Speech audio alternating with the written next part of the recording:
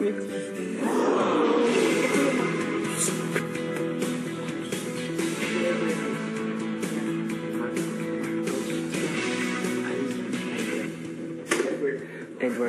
kamusta?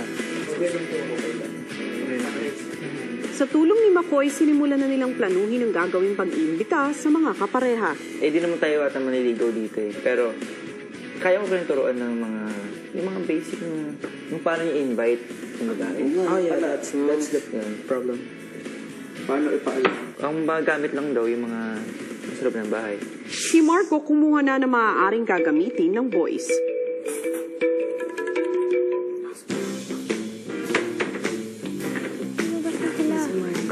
Marco lang.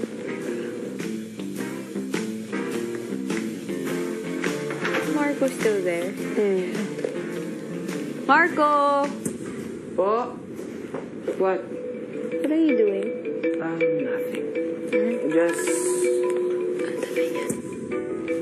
Siyempre mag-aayos sila.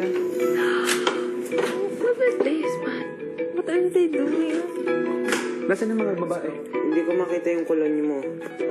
Ito na lang, anakin. Mas mapakita mo. You're so... No. This is not my smell. At nagsimula na silang gawin ang mga props na gagamitin nila sa kanilang ball proposal. It's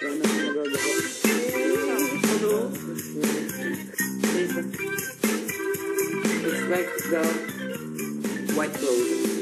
Si Aidan hindi maitago ang kaba sa gagawin. Sisikip mo yan. When you ask her, don't make her move. Because chances are she's gonna be scared. And make sure it's not serious. Just smile. I am so nervioso. Habang abala ang boys, pinatawag muli ni Kuya si McCoy. McCoy, maliban sa mga girls na imbitahin ng mga boys, ay meron pa na isang babae sa loob ng aking bahay. Palagay ko ay kilala mo siya. Siya po yung nasa isip ko hindi po sigurado. Starts with the letter... E, kuya. Ilang letra? 6, kuya. At ano ang relasyon mo sa letter E na yun? Kaibigan po, kuya. Naalala mo nung bago ka umalis ng aking bahay, meron kang sinabi sa akin. Naalala mo pa yun? Opo, kuya. Totoo po, kuya. Nakakalungkot, kuya. Kasi hindi ko talaga siya gano'n nakausap. Lalo na nung nandito po kami sa Pilipinas. Basta siya yung nakakalamang talaga sa lahat ng babae na gusto kong makausap at makasama. Kaso nga, yung time nga na ito, medyo bitin pa, kuya, na nakasama ko po siya dito. Bilang nandito ka at siya rin ay narito, sa tingin ko, mayroon kang oportunidad para magawa yung gusto mo. Mayroong ball na mangyayari. Ikaw lang ang lalaki na walang partner. Susubukan ko po, kuya. Na? Magka-partner. Anong gagawin mo? May gagawa din po ng way para po may imbitahan po si Aling Elise. Kaya ba po yan? Walang bakit? Pagbalik sa boys, Kasama ako sa inyo. Sino invite mo? Kalala ko na i-invite mo.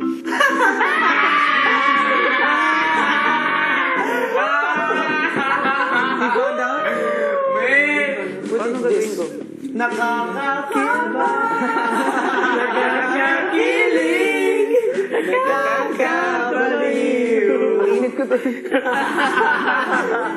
maya-maya ang boys naman ang tumulong kay McCoy na magplano.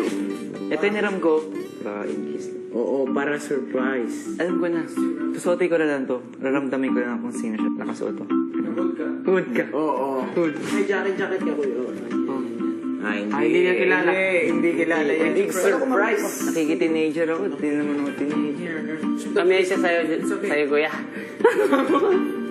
Habang nagpaplano ang boys, kinausap naman ni Kuya si Elise sa confession room.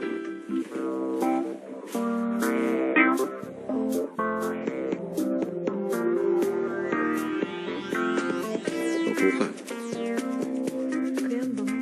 Meron akong naisipaalam sa'yo.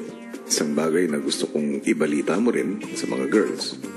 Kanina, isa-isa kong pinatawag ang mga boys. Isa-isa silang munot ang pangalan ng mga girls. Kung sino man ang nabunot nilang pangalan, yun ang taong tatanungin nila, maaari silang maging partner ng boy sa ball. At dahil meron lamang 5 lalaki na teen housemate, 2 babaeng housemate ang walang partner. Gusto kong ibalita mo ito sa mga girls at magantay na kayo sa living room dahil sa ilang saglit, lalaman nyo na ang resulta. Exciting! Buwang. Tapos ang bango sa ang bango sa confession room. Ang bango, tapos kaamoy nga. Meron ka kawaw ni Makoy yung isa siguro sa gamit mo. Ay, oo. Ilang sandali pa, isa-isa nang lumabas ang boys para imbitahan